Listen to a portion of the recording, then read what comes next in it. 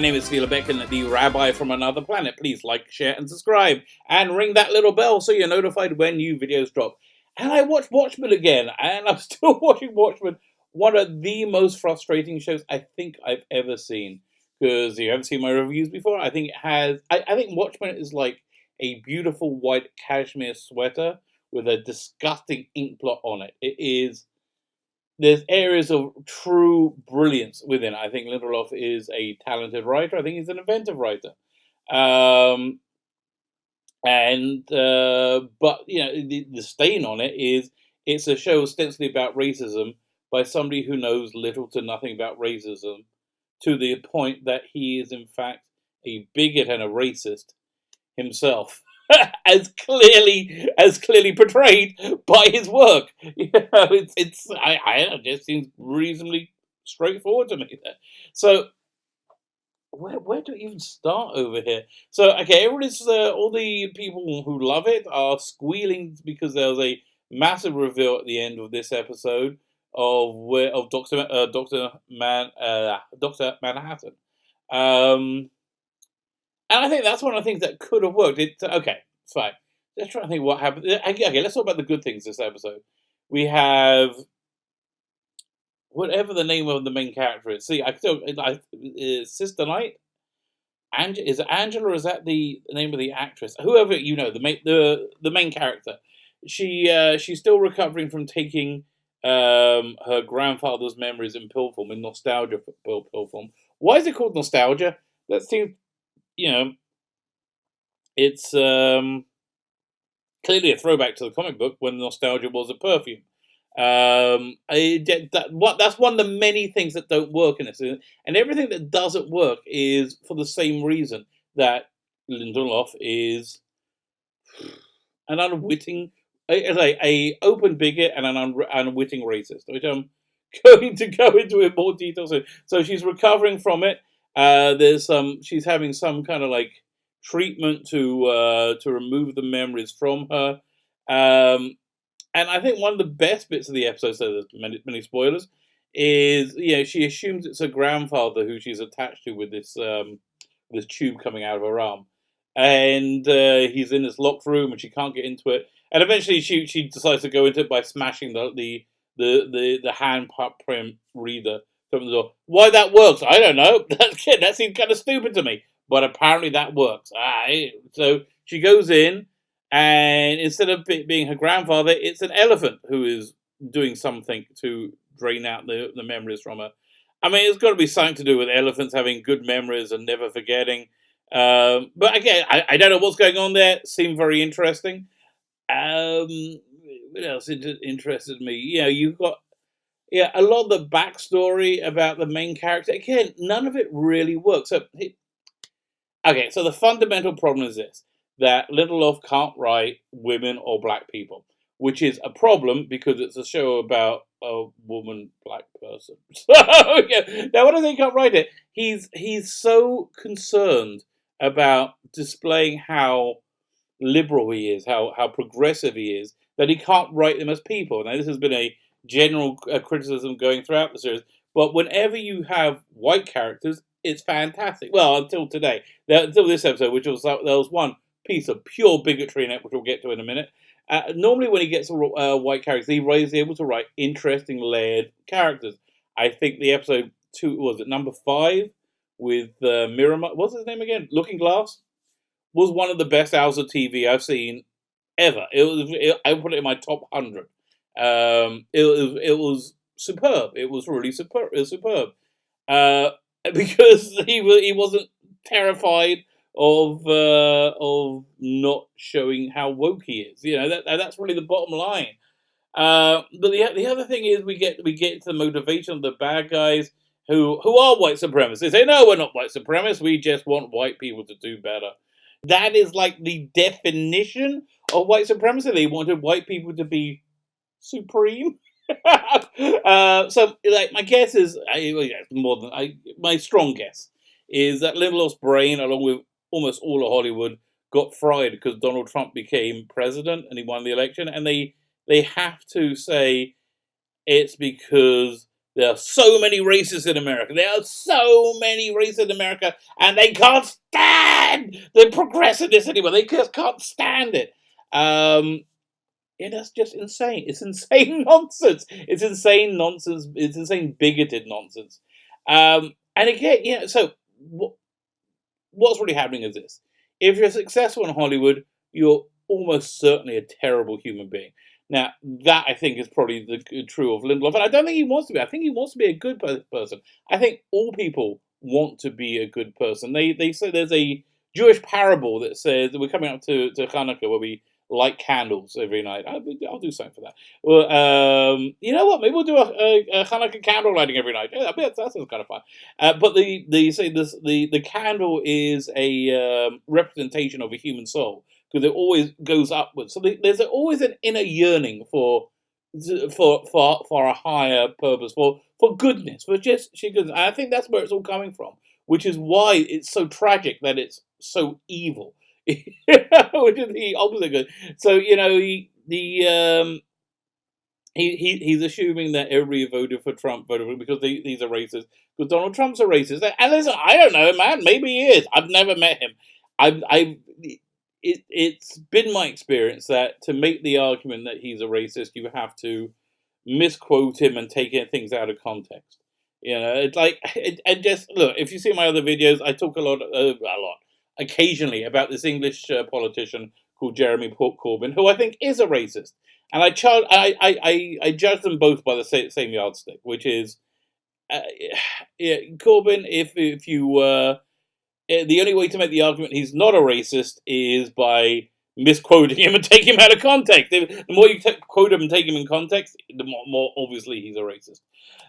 So it's just tragic. So this is what that's what I was saying. So Hollywood is a terrible place, and if you live there, you're probably a bad person. So, and again, they don't want to be, but this is what they lack.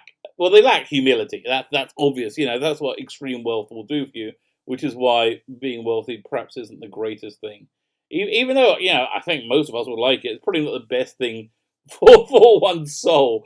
But this is just a simple idea. I think I heard it from another rabbi. I'm not sure what the source was for it, but it's a really good thing to have in your life. I recommend it to everybody. And I really wish that I could tell Lindelof because I think he's so freaking talented. I think he's talented in a position to do a lot of great TV. But tragically, we are. So here's something that I would recommend for you. It's something called a tripod of objectivity, which in your life you should have three relationships constantly. You should have a teacher, a friend, and a student. So the teacher is somebody who you feel is above you and will give you honest feedback. Here's the other thing. All these people for it to work have to be able to give you honest feedback. So you have a teacher who you should have reference for. You have a friend who's somebody's on the same level with you, who will also tell you, dude, you're screwing up. That's what a friend will do. And you can tell people that if you do it lovingly. So you have a teacher, friend, and student. It's really important to cultivate a relationship with somebody who is on a step below you in life's path. Somebody younger than you, somebody who wants to go and say, be a tutor. Just take time out, and these are all really good things. But and students will tell you really clearly that that doesn't make sense, and you have to defend your point to them. So there's things called, and they just had that. If Lindelof just had that, he would be the person he wants to be. The tragedy of Watchmen is this: that you can only be one of two things. I think you can either do what you want or be who you want to be. They almost always mutually exclusive. It's which again is kind of sucks, but that's just the way it is. So Lindelof he looks at the entire flyover country, all of Middle America. He thinks they're all the KKK racists. We just want white people to do better. No, it's not that at all. Let me just say, it's not that we want to do white people better. It's that Hollywood, specifically, has spent, openly since for the last few years, attacking the idea of a normative male energy, whatever. Yeah, of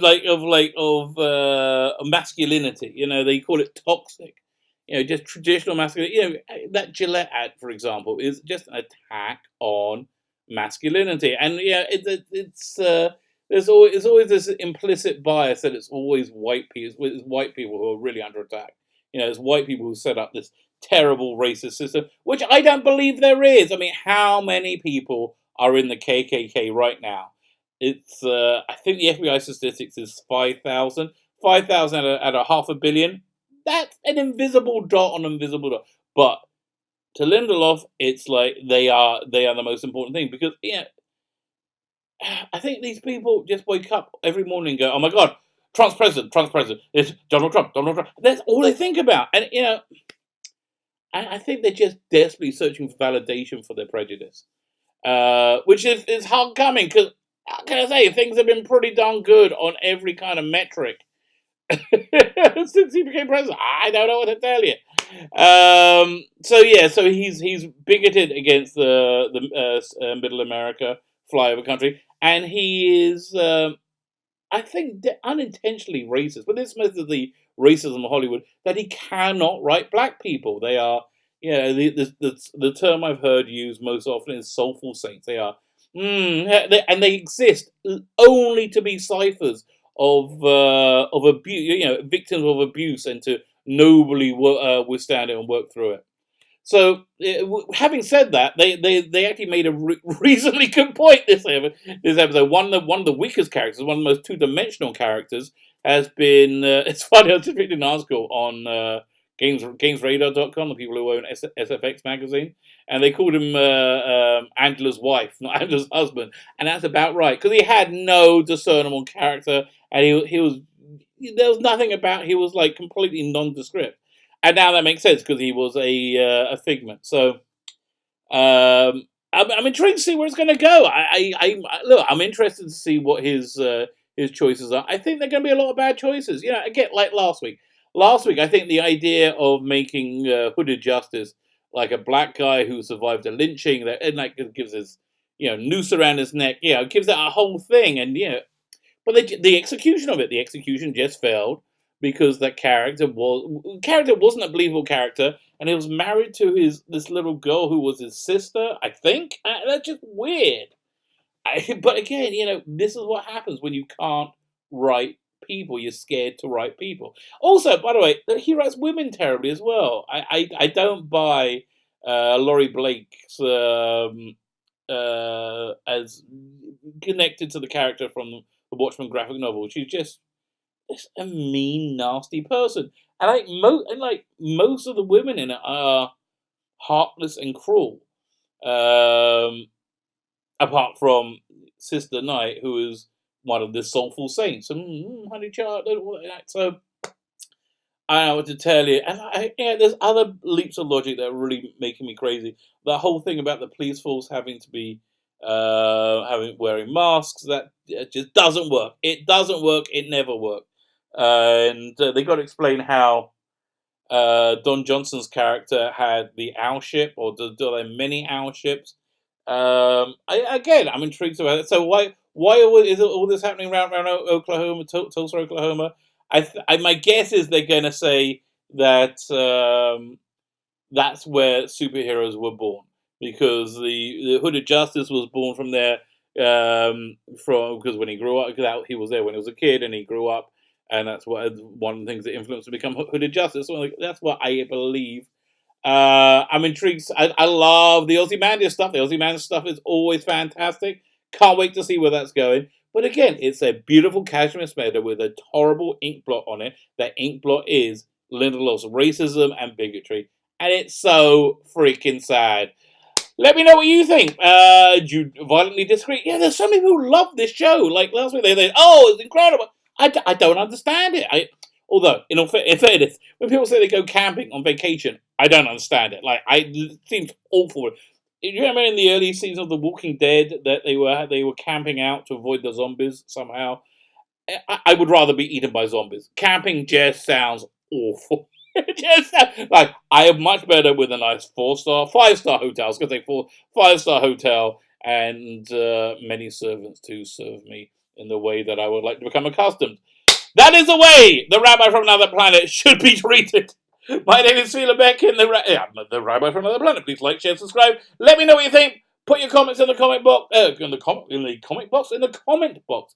I think that's all there is to say. Thanks so much for listening. Have a great day.